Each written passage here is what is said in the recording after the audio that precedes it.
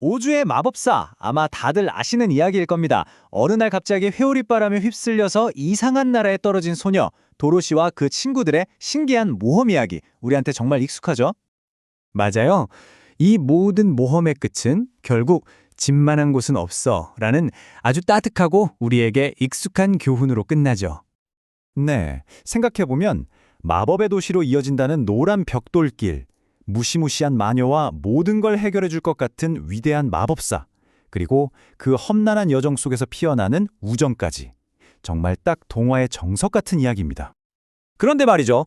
만약에 이 모든 이야기가 사실은 19세기 말 미국 전체를 뒤흔들었던 금과 은, 다시 말해 통화 정책을 둘러싼 아주 치열한 전쟁에 대한 비유였다면 어떨 것 같으세요? 오늘 이 자료 분석에서는 바로 그 오즈의 마법사 속에 꼭꼭 숨겨져 있던 놀라운 경제 우화를 한번 파헤쳐 보겠습니다. 자, 그럼 본격적으로 한번 들어가 볼까요? 이 해석은 1990년에 경제사학자 휴 로코프가 발표한 한 논문을 통해서 널리 알려지게 됐는데요. 이 이론을 알고 나면 우리가 알던 그 동화가 정말 완전히 다르게 보이기 시작합니다. 이걸 이해하려면 먼저 그 당시 미국으로 시간여행을 좀 떠나야 합니다. 19세기 말 미국은 금본위제라는 걸 쓰고 있었어요. 쉽게 말해서 돈이 금에 꽁꽁 묶여 있었다는 뜻이죠. 근데 문제가 뭐였냐면 경제는 무섭게 성장하는데 금의 양은 한정도 있으니까 돈의 가치는 자꾸 올라가고 물건값은 계속 떨어지는 아주 심각한 디플레이션이 발생한 겁니다. 바로 이 슬라이드가 당시 상황을 딱 보여주는데요. 말 그대로 나라가 두 쪽으로 쫙 갈려서 싸운 거예요. 한쪽에는 동부에 잘 나가는 은행가와 다본가들이 화폐 가치를 안정시켜야 한다면서 금본위제를 지키려 했고요. 다른 한쪽에는 농산물 가격 폭락에 갚아야 할 빚은 점점 늘어나니까 고통받던 농민과 노동자들이 제발 은도 화폐로 써서 돈 좀 풀자고 외쳤던 거죠. 이게 바로 그 유명한 복본위제 또는 자유로운 은 주조 운동입니다. 이 이론이 진짜 소름 돋게 재밌어지는 지점이 바로 여기입니다. 오주의 마법사에 나오는 우리가 사랑했던 그 캐릭터들 있죠. 그 하나하나가 전부 다 당시의 미국 사회의 특정 계층을 상징한다는 겁니다.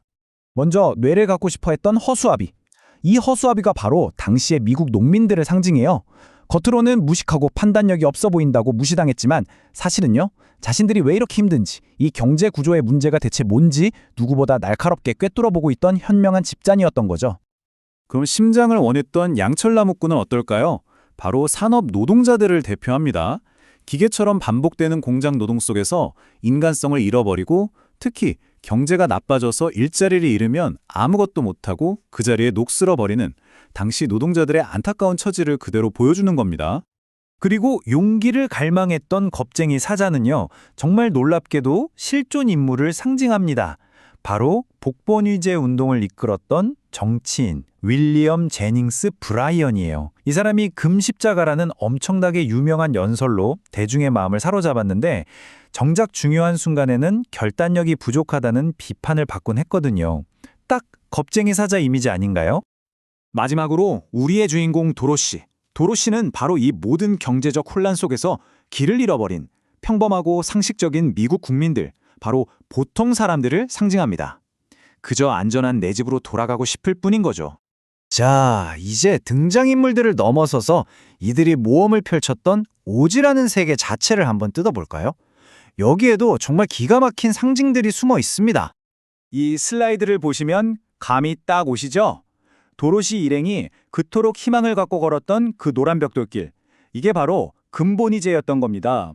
그리고 오지라는 이름 자체가 금과 은의 무게 단위인 온스의 약자라는 거, 정말 소름 돋지 않나요? 도로시의 집이 깔아뭉갠 동쪽 마녀는 서민들을 착취하던 동부의 금융자본을, 물의 노가 사라진 서쪽 마녀는 서부 농민들을 괴롭혔던 지긋지긋한 가뭄 같은 자연재해를 상징하는 거죠. 이제 이 우화의 가장 결정적인 단서, 이 모든 퍼즐의 마지막 조각으로 넘어가 보겠습니다. 우리 기억 속 도로시의 구두는 영롱하게 빛나는 루비 구두잖아요. 1939년에 나온 그 유명한 영화 덕분이죠. 하지만 여기서 제가 질문 하나 던져볼게요. 과연 엘 프랭크 바움이 쓴 원작 소설에서도 도로시의 구두는 루비색이었을까요? 정답은 아니오입니다. 원작에서 도로시가 신었던 구두는 바로 은색 구두였습니다. 네, 이 은색이라는 사실 하나가 이 모든 퍼즐을 맞추는 마지막 열쇠가 됩니다. 이게 무슨 뜻일까요? 바로 그 은색 구두가 복본이제, 즉 자유로운 은주조가 모든 문제의 해결책이라는 걸 상징한다는 겁니다. 도로시, 즉 미국 국민은 문제의 해답을 저 멀리 어딘가에서 찾을 필요 없이 처음부터 자기 발밑에 그 힘을 지니고 있었던 셈이죠. 그럼 이제 이 새로운 렌즈를 끼고 우주의 마법사 줄거리 전체를 통화 개혁을 위한 하나의 정치적 여정으로 다시 한번 살펴보겠습니다. 이야기가 이렇게 재구성되는 겁니다.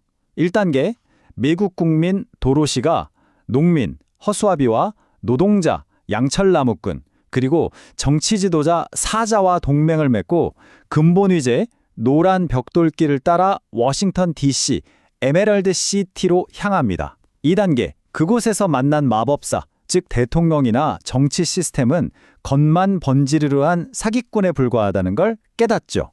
3단계, 바로 그때 도로시는 해답이 외부에 있는 게 아니라 바로 자기 자신에게, 즉 은색 구두에 있었다는 걸 알게 됩니다.